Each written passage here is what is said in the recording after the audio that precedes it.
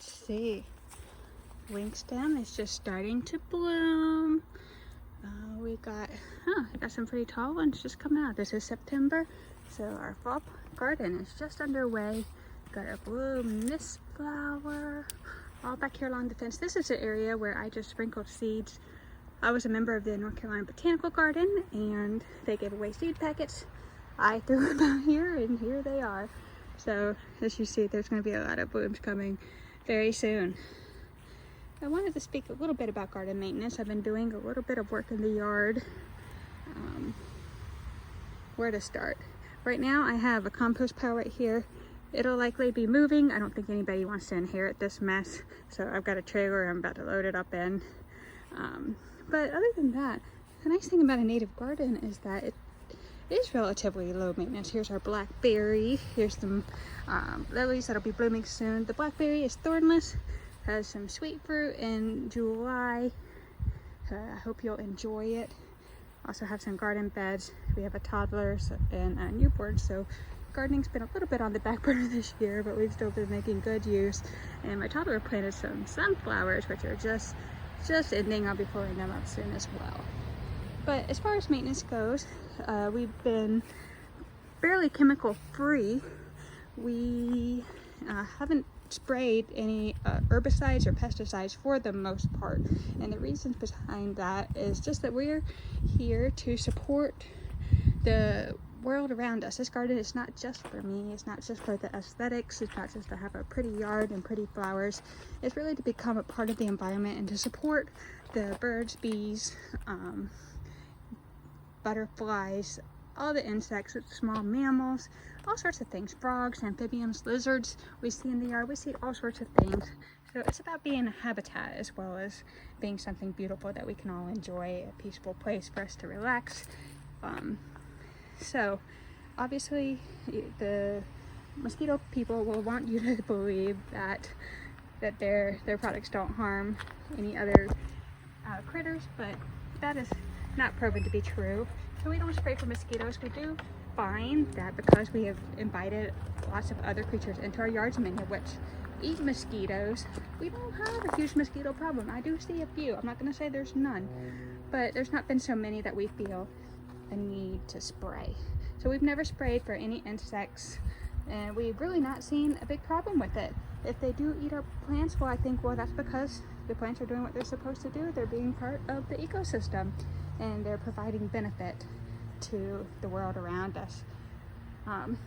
Herbicides, I do believe Roundup is okay. As I said, I've done a lot of work with the Botanical Garden, and I've done some tours and things with them, and I know for a fact they use Roundup, but it's all about using Roundup as directed on the label. So don't just spray it crazily. Just, use it as directed. Don't do it on a windy day where it's going to blow on everything. Use it just on the plant that you want to use it on. So I do use it to keep some of the edges in check if the grass is getting overgrown. I'll do it if there's occasionally some poison ivy that comes in from the yard next door. It comes in over there. I'll spray the poison ivy. But we haven't needed to do it very often. I think the more I've gotten in control of the yard, the less we've had to do it. I do prefer just hand weeding, to be honest with you. We spread mulch every year.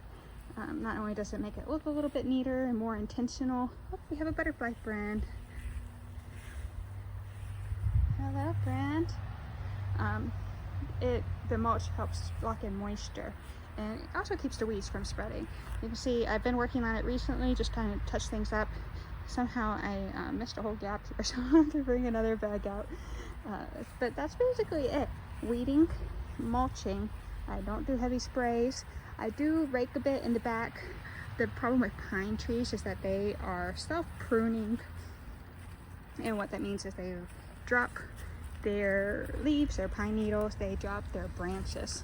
And so actually, you know what, I'll just show you. I'm in progress now. I haven't, as I said, I have a 2-year-old and a 4-month-old, so yard chores have been on the back burner.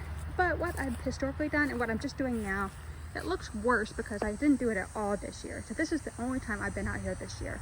And I'm picking up some branches that have fallen. I'm just putting them in my wicker wagon over there, and I'm clearing a path.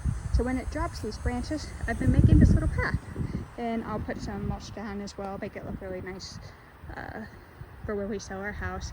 But that's kind of how I've been managing this. I don't go back in the corners. I've been raking up all these pine needles. I haven't been worrying about it. I just throw the logs, you know, in a nice little path, and then I'm going to rake up the pine needles that are in the path, put them in my wagon, and I'm going to take them into the yard waste. I do have a pile, as you can see, behind the shed. I don't know if that'll stay or go. I think of it as a habitat for little creatures who might want to live in it. I know for a fact there are creatures in there, and I'm not afraid of snakes and the like, as long as they stay in their place. So if I give them a place to live, I know they're probably in there. I'm not going in there with bare feet, but I haven't ever seen any come out and bother me.